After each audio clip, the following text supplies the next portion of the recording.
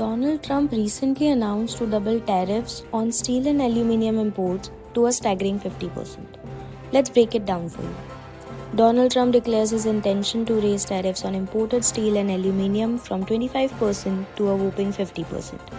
This move, set to take effect on June 4th, is framed as a way to further secure the steel industry in the United States and protect American jobs.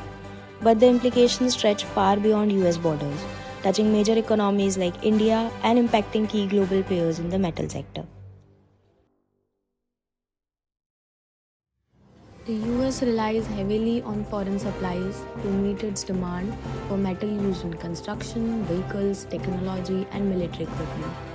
In 2023, the US consumed about 93 million tons of steel, with net imports accounting for 13% of that demand.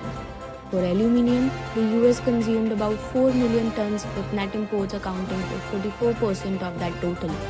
Canada was the source of 56% of aluminium imports. The stated goal is clear: bolster domestic steel and aluminium production. Proponents argue that these tariffs will make imported metals less competitive, forcing American manufacturers to buy locally and creating jobs. Indeed, US steelmakers shares like US Steel, Nucor, and Steel Dynamics saw immediate jumps. However, the picture isn't entirely rosy. Industries that rely on steel and aluminium, such as automotive, construction, and manufacturing, will likely face higher input costs. This could translate to increased prices for consumers or everything from cars to canned goods. While it might benefit domestic steel producers in short term, it could hurt a much larger segment of US economy, leading to a lose-lose scenario for many businesses and American households. Now let's turn our attention to India. Despite initial statements from India's Steel Minister H.D. Kumaraswamy suggesting a minor impact due to India not exporting steel to the US in a big way, reports paint a more significant picture. India's steel exports to the US stood at $4 billion in FY23, while aluminium exports were $1.1 billion. These products will now face much higher import duties, directly impacting the competitiveness and profitability of Indian manufacturers and exporters in the US market. Companies like JSW Steel, Tata Steel, and Vedanta have already seen their stock prices dip following the announcement. The concern here isn't just the direct loss of the market share in US, but also the potential for global trade distortion. If countries that previously exported to the US now have nowhere to go, they might redirect their surplus steel to other markets, including India, potentially leading to an oversupply and depressing prices even further for Indian domestic producers. India has even notified the WTO and is exploring retaliatory measures, signaling the seriousness of the situation.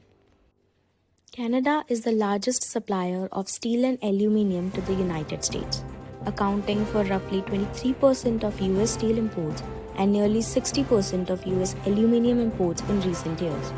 When these tariffs hit Canadian market, it directly impacts the cost of production for American manufacturers, ultimately leading to higher prices for US consumers. It's a classic example of tariffs working against themselves. The Canadian response have been swift and strong. They view these tariffs not just as trade policy, but as a direct attack on Canadian industries and workers. Canada has already responded with retaliatory tariffs on a significant list of US goods, totaling billions of dollars, including US-made steel, aluminium, tools, computers, and even some agricultural products. They have also notified the WTO and are exploring all available avenues to challenge what they consider unjustified trade actions. Australia seems well prepared for Trump's tariff. Mexico has already vowed to impose retaliatory tariffs on US goods. South Korean steel and car makers have seen a drop in their stocks. Now let's zoom out to the global stage and examine how these tariffs are affecting the titans of the steel and aluminium world. In the United States, domestic steel producers are seeing an immediate uplift. Companies like US Steel, Nucor, and Steel Dynamics have all seen their stock prices surge. US Steel in particular is in a spotlight, having recently been the target of a $15 billion acquisition bid by Nippon Steel. Which brings us to Nippon Steel. The situation is incredibly nuanced.